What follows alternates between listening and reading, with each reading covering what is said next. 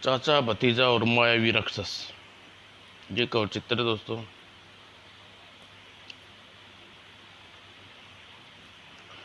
सूर्यद्वीप की राजकुमारी रूपवती, जैसा नाम वैसा ही चेहरा। उसकी सुंदरता की चर्चा दूर दूर तक फैली थी।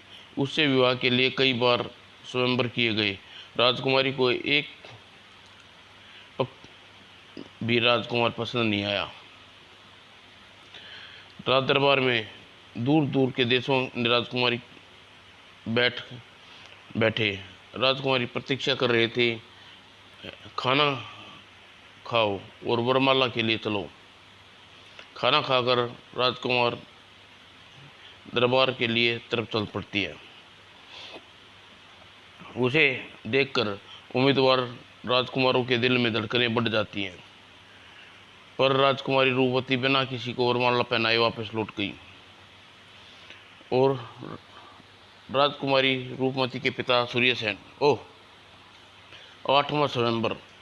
राजकुमार को इसके भी कोई पसंद नहीं आया। उधर राजकुमार क्रोधित हो उठे, यह हमारा अपमान है। सारा दरबार विपदा में डूब गया। राजकुमारी रूपवती अपने कमरे में लेट गई और मीलों दूर जादूगर चक्कर भैव अपने तत्समी किले में। मैं अभी तक कुंवारा हूँ, क्योंकि दुनिया में सबसे सुंदर राजकुमारी से विवाह करूँगा। हे, यह मुँह और मसूर की दाल, अपनी शक्ल देखो शीशे में। मूर्ख पक्षी, तू मेरा खाता है और मेरी खिल्ली उड़ाता है। लाख बदसूरत सही, लेकिन शादी सबसे खूबसूरत महिला से करूँगा। तू ऐसी किसी रूपवती पक्षी का नाम ले, अगर मैंने अपनी पत्नी ने बनाया तो कहना।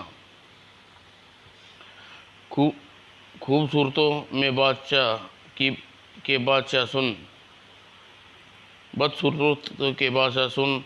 सूर्यद्वीप की राजकुमारी रूपमती दुनिया की सबसे सुंदर तरुणी है। अगर तू उसे अपनी पत्नी बना ले सके तो देखा।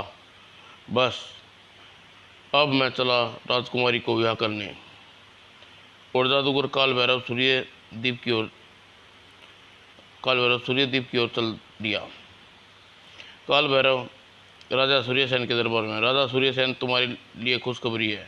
मैं दुनिया का सबसे बड़ा जादूगर काल भैरव तुम्हारी बेटी रूपवती से शादी करने आया हूँ। सबने मजाक हमसे अच्छा सुन। काल भैरव, अगर तुम मेरी बेटी तुमसे ज़्यादा बदसूरत वर न मिलेगा, इसलिए तुमसे शादी कर लेगी। काल भैरव, अगर मेरी बेटी को तुमसे ज़्यादा बदसूरत वर न मिला तो वह ज़रूर तुमसे शादी कर लेगी। मेरा अपमान, ठीक है, मैं तुमसे निपट लूँगा। और कुछ दिन बाद राजकुमारी रूपवती का जन्मदिन आया। सारे राजमहल में खुशियाँ की लहर दौड़ गई। राजकुमारी जन्मदिन मुबारक हो। और दूर दूर देशों के व्यापारी तोहफे लेकर आए। ये ढांका की,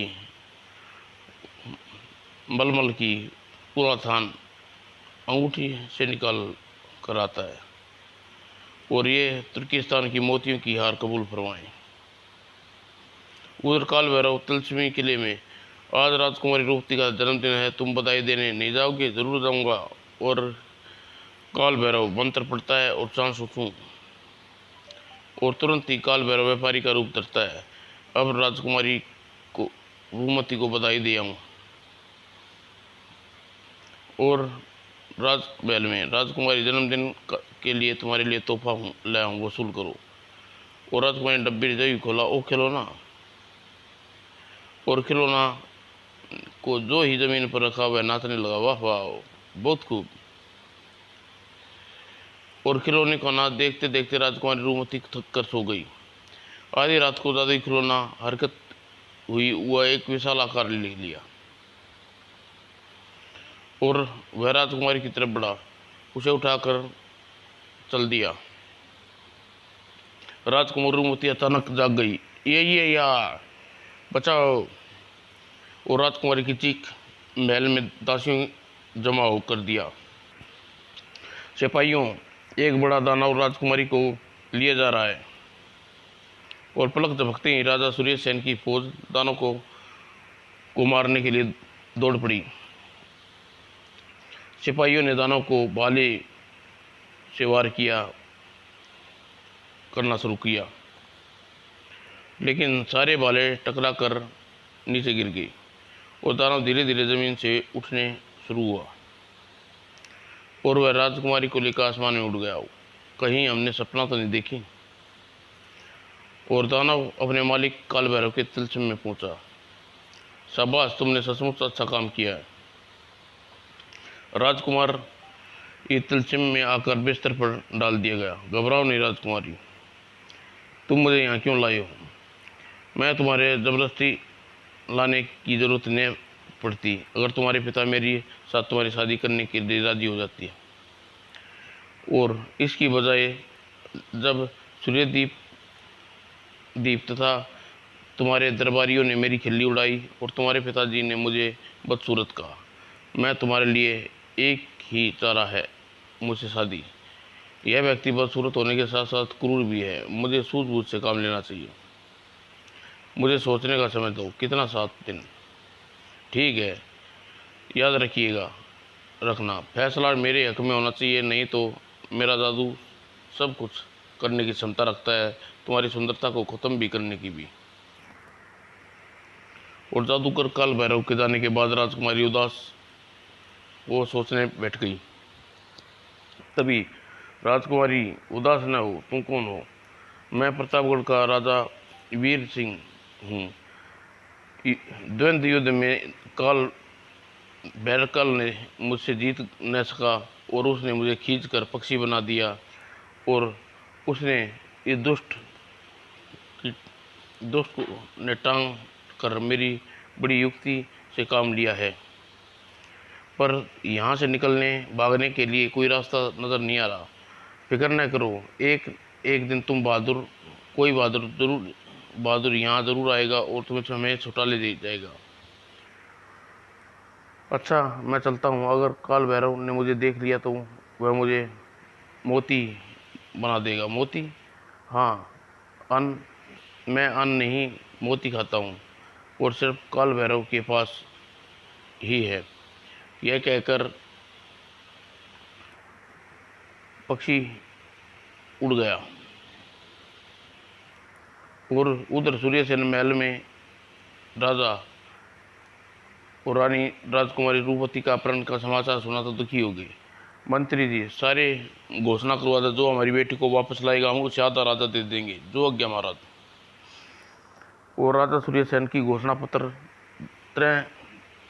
जगह जगह सुनाया जाने लगा। चाचा जी, भतीजे, हमें राजकुमारी रूपवती का अपहरण कर लिया गया और राज्य सूर्यसेन की मदद करनी चाहिए। ठीक कहते हो भतीजे, आओ राजा को सत्तावना दे आई। और राजमहल में, महाराज आप उदास न हो, हम राजकुमारी को ढूंढ कर वापस लाएंगे। अरे, उसको एक भयानक दाना उठा ले गया और मेरी फौज राजकुमारी का कुछ पता न कर सका। तुम नियते क्या कर लोगे? महाराज आप हमें 7 दिन का समय दें और राजकुमारी को छुड़ाकर आपके पेश कर देंगे। ठीक है, याद रखो, नाकाम लौटे तो सिपाही तुम्हें सूली पे चढ़ा देंगे। हमें मंजूर है महाराज। चाचा भतीजा राजकुमारी की खोज में निकल पड़े।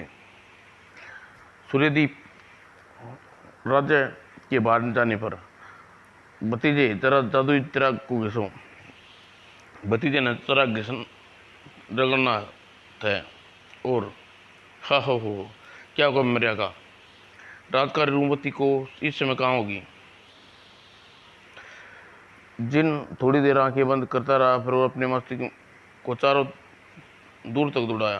राजकुमारी मेरी सीमा से बाहर है। उसका दानव का पता लगा सकता हूँ जो राजकुमारी का अपहरण करके ले गया। चलो उसका ही पता बताओ। यहाँ से मील दूर एक जलता हुआ रेगिस्तान है। रेगिस्तान के बीच एक चांदी का पेड़ है। चांदी का उस दानव का वंश में करने के लिए उस पेड़ को काटना होगा। तुम्हारा मतलब मैं समझ गया। अगर दानव वश में हो गया तो वह जादूगर काल भैरव का ठिकाना बता देगा और उस चांदी के पेड़ को काटो। मैं जाता हूँ।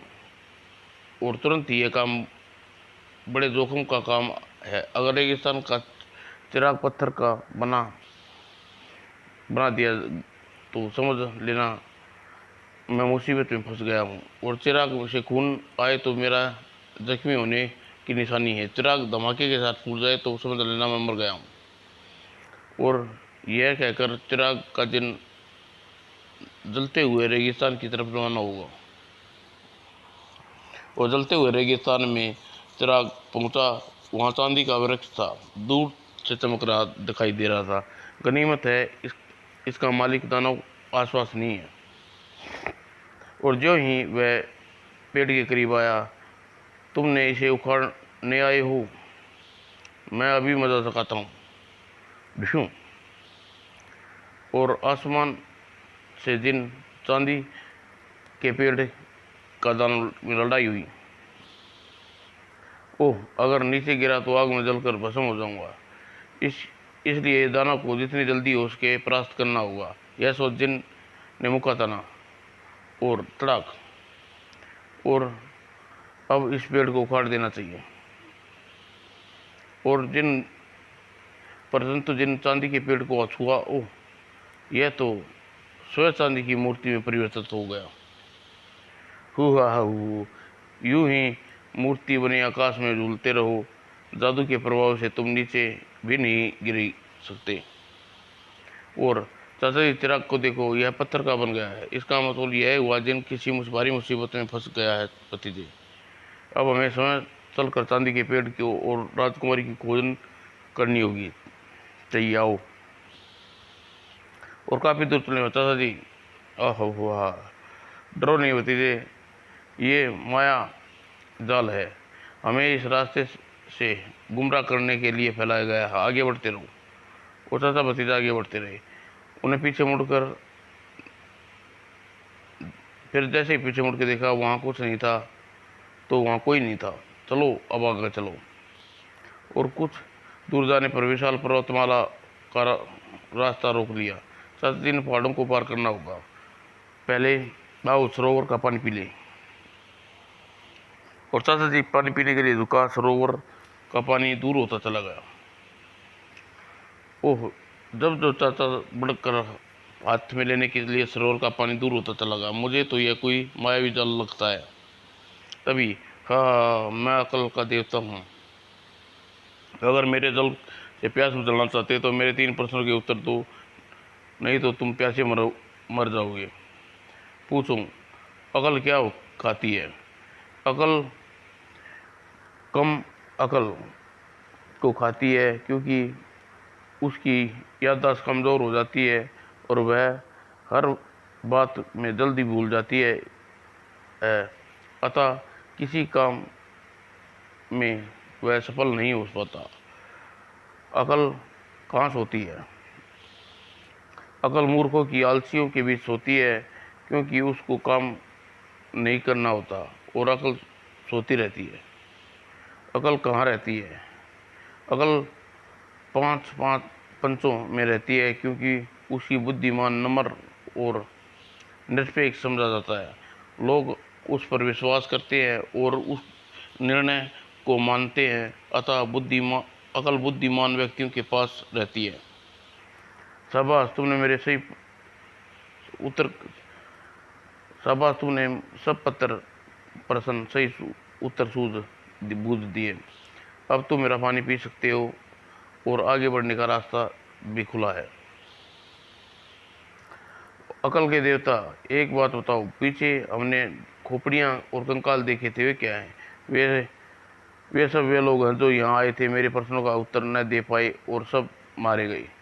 अकल देवता, क्या तुम उन बेचारों को जिंदा नहीं कर सकते? जरूर कर सकता हूँ, जब मैं तुम्हारे जवाबों से प्रसन्न हूँ।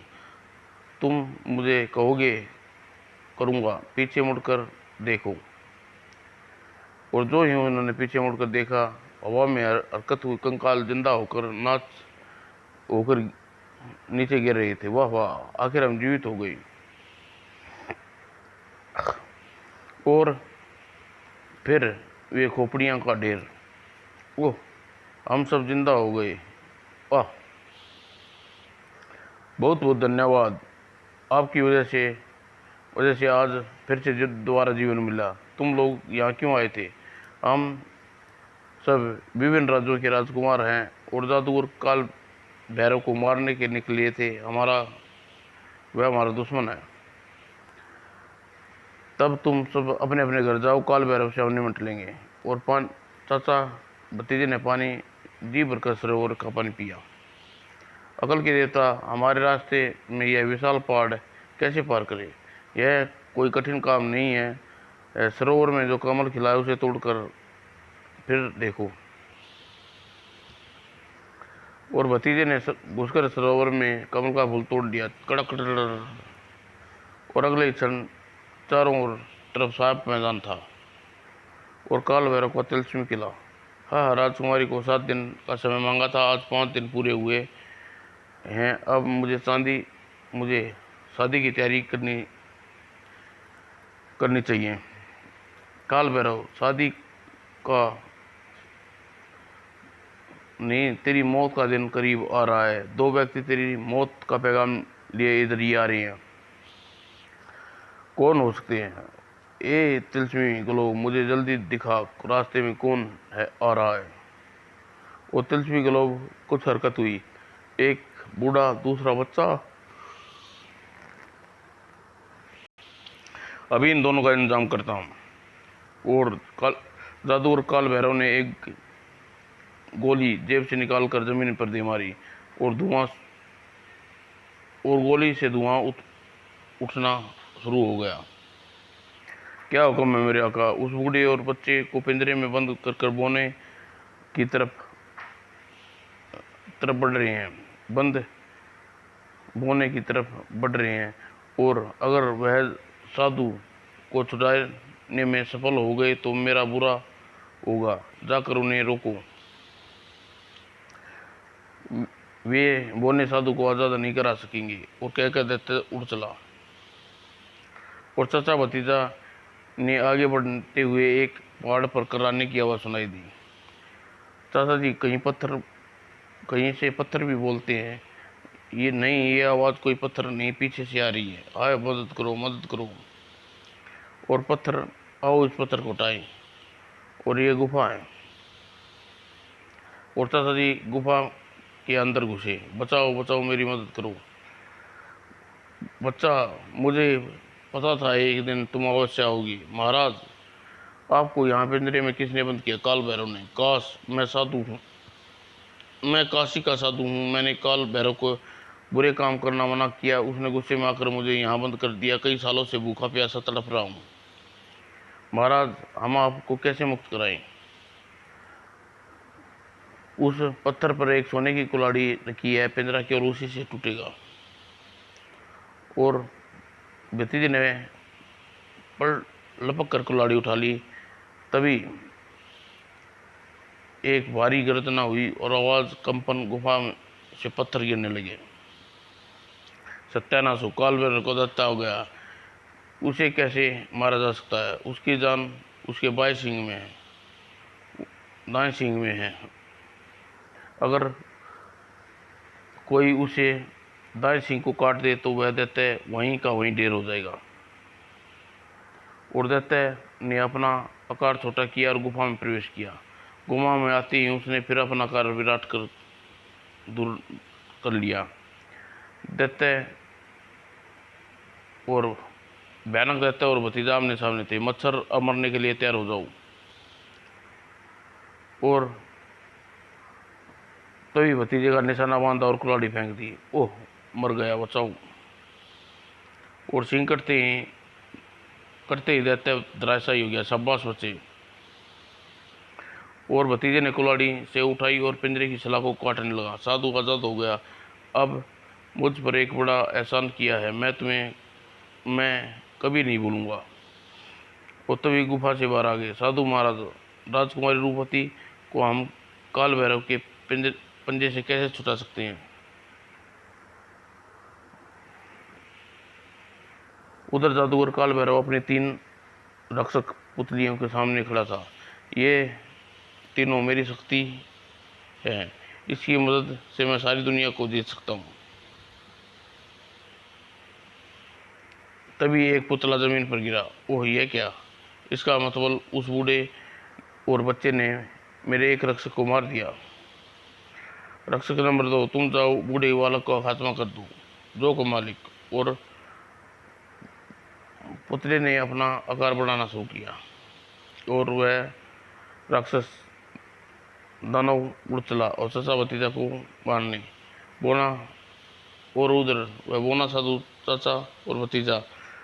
काल भैरव को मारने के लिए पहले तुम्हें उसे रक्षक नंबर 2 को मारना पड़ेगा। हाँ, हम जानते हैं कि उसे राक्षस दानव की जान रेगिस्तान के चांदी की पेड़ में है। ठीक है। और बोने ने साधु के हाथ में एक हवाल और शीशी हाथ में आ गई। इस शीशी के पानी की 2 बूंद जलते रेगिस्तान में डाल दो तो उसकी आग बुझ जाएगी। और बोना साधु ने दूसरा हथौड़ा में लहराया। ये जादुई कालीन तुम्हें उस जलते रेगिस्तान में ले जाएगा।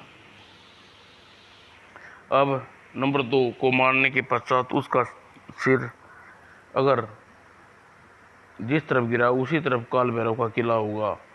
और याद रखना, काल भैरव के जान एक छोटी सी चिड़िया में है, इसलिए पहले उस चिड़िया को मारना ज़रूरी है। वो अच्छा, अब जल्दी करो। अगर चांदी के पेड़ को काटने से पहले उसका दाना वहाँ पहुँच गया तो तुम्हारे लिए भारी मुसीबत खड़ी कर देगा। और वे जलता रेगिस्तान। ये रहा चांदी का पेड़, अपना चिराग का जिन हवा में लटका पड़ा है। और शीशी में से चाचा ने पानी की 2 बूंद रेगिस्तान में नीचे गिराई और जमीन पर उतरते ही भतीजे ने पेड़ की तरफ बढ़ा। तभी, खबरदार नादान बालक, रुक जा वरना अपनी हड्डियां समेत चट कर चबा जाऊंगा। पर भतीजा घबराया नहीं, उसने एक भरपूर वार किया। आह, काट डाला और चांदी के पेड़ को कटते इंजन में फिर से जान आ गई। हर हर महादेव। और इसका सिर उत्तर की दिशा की ओर है। साधु ने कहा था, जिधर काल भैरव को तिलचुम किले का रास्ता भी उधर ही हो सकता होगा। और उत्तर की ओर चल दिए। मेरे लिए क्या हुक्म मेरे आका, जिन तुम हमारे पीछे पीछे आ जाओ। और काफ़ी दूर जाने के बाद वे एक ऐसे नगर में गुजरे जहाँ से लोग पत्थर के बने खड़े थे। ये लोग ऐसे क्यों खड़े हैं? इन सब नागरिकों का काल भैरव ने जादू कर दिया है। और अगर वह अपनी शीशी के 2 बूंद पानी इन पर फेंक दोगे तो सभी लोग फिर से जीवित हो जाएंगे। चाचा जी ने जेब से शीशी निकाली और 2 बूंद उस नगर पर गिर टपका दी। मैं फिर से जीवित हो गया। भाई भी मेरे घर पर दावत खाने आना, चमत्कार। और चाचा और जिन आगे बढ़ गए। काल भैरव का किला ज़्यादा दूर नहीं है। और उधर काल भैरव अपने किले में। नन्ही चिड़िया, तू इस पिंजरे में रहना, क्योंकि मेरी जान तुझ में सुरक्षित है। कहीं तू मुझे कुछ न हो जाए। और काल भैरव, हम दोनों एक दूसरे से बंधे हैं। इससे पहले मैं मरूंगी और कौन खुद मरना चाहता है। शाबाश नन्ही चिड़िया, अब मैं चलता हूँ। राजकुमारी को 7 दिन का समय मांगा था, आज आखिरी दिन है। और राजकुमारी अपने कमरे में उदास बैठी थी। रूपमती, उठो, आज 7वां दिन है। खुशी खुशी शादी का लिबास पहन लो। काल भैरव, 7वां दिन अभी बीता नहीं है, इसलिए अभी राजकुमारी शादी नहीं कर सकती। मक्कार पक्षी, एक दिन से क्या हो जाएगा? बहुत कुछ हो। एक दिन में बड़े बड़े सम्राट टूट जाता है। जाओ, जाकर अपने दूसरे कक्ष में पुतले को देखो। और काल भैरव घबराया हुआ पुतलों के कमरे में गया। ओह, इस बुढ़े के छोकरे ने मेरे रक्स को मार गिराया। अब नंबर 3, जाओ देखो वो किले के भीतर कौन घुसाया है, जो को मालिक। और वह हवा में उड़कर किले से बाहर गया।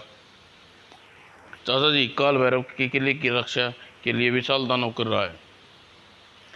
जिन, तुम काल भैरव के दानव से भिड़ो, हम काल भैरव को देखते हैं। दोनों पहाड़ टकरा गए। टक्कर मारकर जिन और दानव एक दूसरे से टकराए। और उधर कुल्हाड़ी चाचा चाचा ने संभाली और काल भैरव ने लपक कर किले का दरवाज़ा बंद करना चाहा, लेकिन जब तक आंखों चाह पर आंखों ही आंख झपकते ही दोनों अंदर आ गए थे। और काल भैरव, तुम्हें गुनाहों का बर्तन भर चुका है, अब मरने के लिए तैयार हो जाओ। मुझे मारने वाले इस दुनिया में पैदा नहीं हुआ। और काल भैरव ने बुदबुदाया और अपने सोने की छड़ी को कुल्हाड़ी में बना दिया, संभालो। और दोनों की कुल्हाड़ी में टकराई, बिजली निकली। काल भैरव दुष्ट, काल भैरव, इस दुष्ट बूढ़े को मारो मारो। और बचकर कहीं भी नहीं भी जाओ, बच नहीं सकते, संभालो मेरा वार। और चाचा ने वार से बच गया और पिंजरा खुल गया और गिर गई। कम्बक चिड़िया उड़ जा। आ कैसे उड़ूं, पिंजरा गिरने से मैं जख्मी हो गई हूँ। तभी त्राक, आई ची ची ची ची ची। और वह नन्ही चिड़िया काल भैरव के नीचे दबकर मर गई। और इसके साथ ही काल भैरव के भी प्राण निकल गई। और उधर राजकुमारी रूपवती के कमरे में, मुझे कुछ परिवर्तन हो रहा है, लगता है जादूगर काल भैरव समाप्त हो गया है। अगले ही क्षण पक्षी प्रभात सिंह के राजा वीर सिंह में बदल गया। और राजकुमारी इसी किले में कहीं बंद होगी। आप? हाँ राजकुमारी, मैं रूपवती ही हूँ। और यह सब किले से बाहर निकले। आका, मेरे आका, आप काल भैरव का दानव को मार दिया, शाबाश। अब हमने सूर्यद्वीप की ओर रवाना होंगे। और सूर्यद्वीप की ओर चल दिए। राजमहल पहुंचकर, महाराज, आपकी बेटी को पाकर मैं बहुत खुश हूँ। क्या करूं, अब इसकी शादी की समस्या है, कोई वर पसंद नहीं आता। पिताजी, मैंने अपना वर चुन लिया है प्रतापगढ़ का राजा वीर सिंह। ओह, अब तो मैं बहुत खुश हूँ चाचा। भतीजा, आप अपनी घोषणा अनुसार राजा देना होगा। और सूर्यद्वीप राज्य की सीमा से बाहर। चाचा जी, जल्दी घर चलो, भूख लगी है। समाप्त दोस्तों।